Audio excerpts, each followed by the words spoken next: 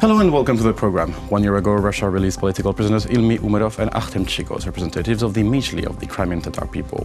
Now, today, both men believe that the repressions against Crimean Tatars and Ukrainians in Crimea are intensifying.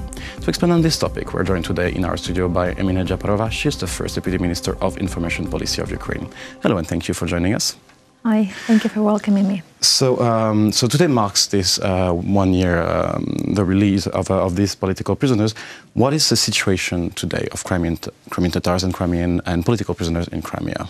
Well, the situation is not getting better, obviously, so it's even getting worse. But relating to this first year of release, actually, what I would like to say is actually that, from one hand, by all the means of repression, tortures, kidnappings, political persecutions, fines, political cases, saboteurs or kind of claiming to be saboteurs, these different means of repression, the Russian Federation, by occupying Crimea, from one hand, is squeezing out the Crimean Tatars, the Ukrainians, the citizens of Ukraine, the leadership, the Crimean Tatar leadership and the Mejlis, as the so-called cabinet of ministers, let's say, the executive power of Crimean Tatar national movement. It's now banned, so thus it's been acting in Kiev. So from one hand, the occupying authorities or the special services, they are squeezing out Crimean Tatar leadership to the mainland of Ukraine, out of Crimea. And from another hand, the most cynical thing is that by propaganda means, by Crimean Tatar TV channel Millet that was launched in 2015, right after, in a year after occupation and funded by the Russian budget, by the means of the journalists of this TV channel, they are discrediting the leadership, saying that these are the fleas, that these are the leaders that are running away from their own people, that are earning their political capital using the sufferings of Crimean Tatars, you know, this kind of very weird and cynical propaganda being promoted by not only this Crimean Tatar TV channel Millet, but also other national and local media outlets in Crimea. So they're using basically fake Crimean Tatar outlets to spread that. Yeah, so it's kind of, if we go back to Crimea now, so it's a military base. The main thing is that we don't have to have an illusion of what has Crimea turned to. So it has turned to the military base. Every single project that is being shown to the whole international community, glorifying the wealth of Russian Federation in Crimea as a showroom, it's actually about the military cause behind. Even take the breach.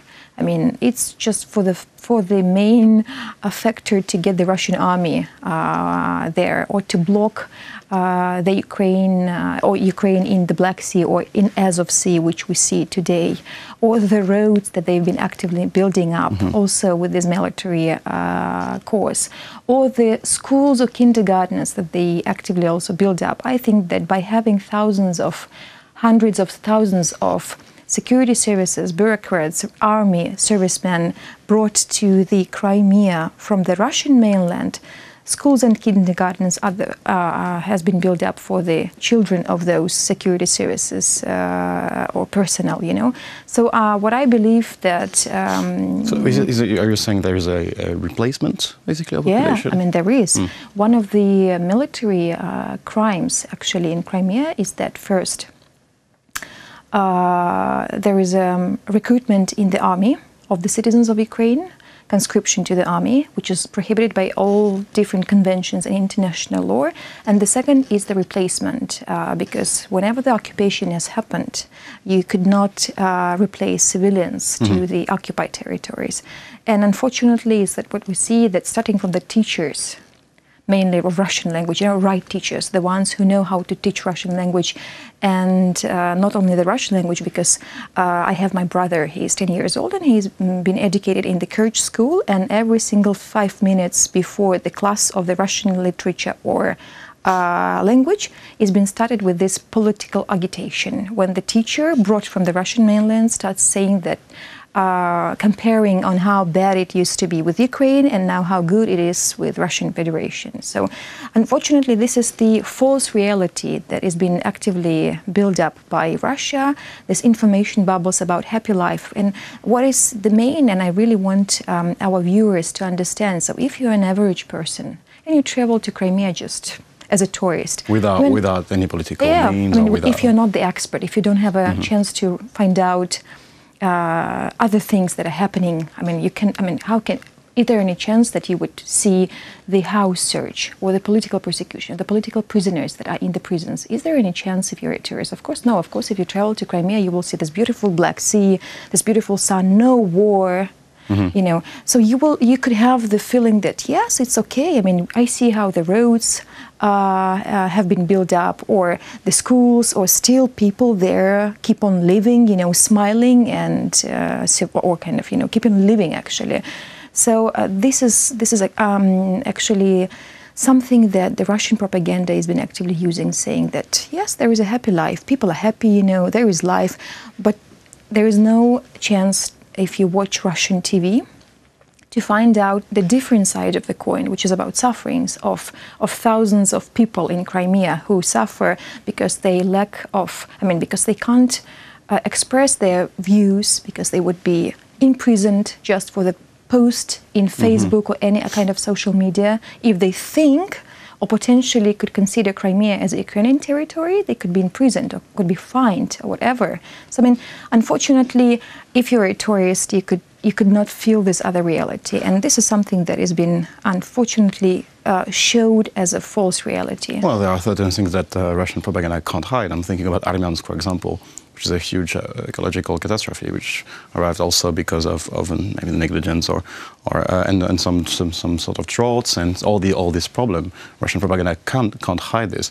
Is it sustainable for Russia, this situation? Until which point will Russia be able to hide that kind of? Again, let me be quite clear on that point, is that according to the international law, the occupying state has been responsible for the humanitarian situation on the occupying territory, and thus Russia has been fully responsible for every single thing that has been happening in Crimea in terms of the people or humanitarian situation. So in case, but the thing is that what they do,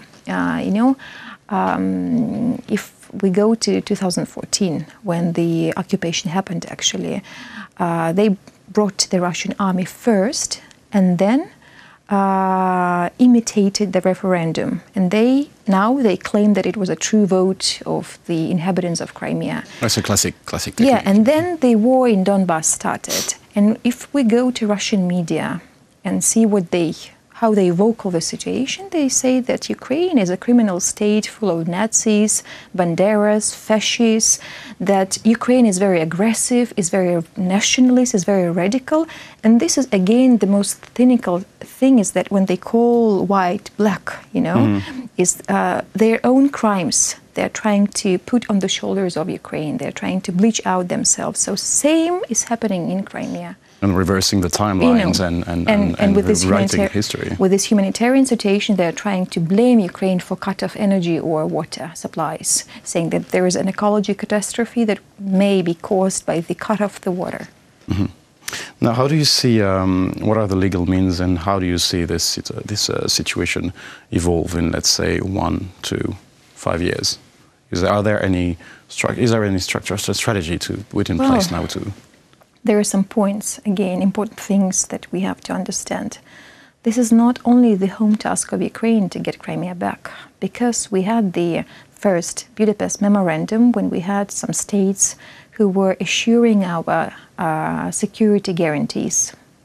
And one of the states, Russian Federation, actually the former strategic partner, dared to aggressively occupy the Crimean territory and then start the war in Donbass. So what we think is that, of course, we can't compare Ukraine and Russia, because Russia is the member state of the Security Council of the United Nations, is the nuclear power, actually, is the country that has much bigger money, budget, resources, influence, and other things. So, of course, we can't, I mean, it's the same if you go as a boxer to the ring in different weight categories, you know. So, of course, we can't compare Ukraine to Russia. So, in this regard, what I think is that this is the purpose and responsibility of the whole international community. Because after the Second World War, all the agreements that were fixed in Potsdam, in Yalta, in Helsinki in 1975, they were broken by occupation of Crimea. So in case if we not only Ukraine, but the international community, the civilized world, the Western world, believe that we have to fight for the international law, which has been brutally violated by Russian Federation, so it's a common goal for everyone. So I think that, of course, today there is a frame, political and diplomatic pressure. Sometimes we have double standards, of course. Sometimes we have pragmatic interests of different states that are much bigger if we go to, you know, to the choice whether to support Russia or to cooperate with Russia or make business with Russia or, you know, kind of back up Russia or to name things as they are, say that Russia is an aggressive state. So, of course, it's about sometimes double standards. And for Ukraine, it means, you know, to actually to all the time actively speak about the aggressive steps and crimes that are the ongoing process. And I would like to conclude this interview with what I talked about earlier, which is, so it's been now 1 year about this release of these two Crimean Majlis, of the representative of the Majlis of the Crimean Tatar people. How can these representatives voice or help raise awareness in the international community on this situation? By different means, actually, both of them.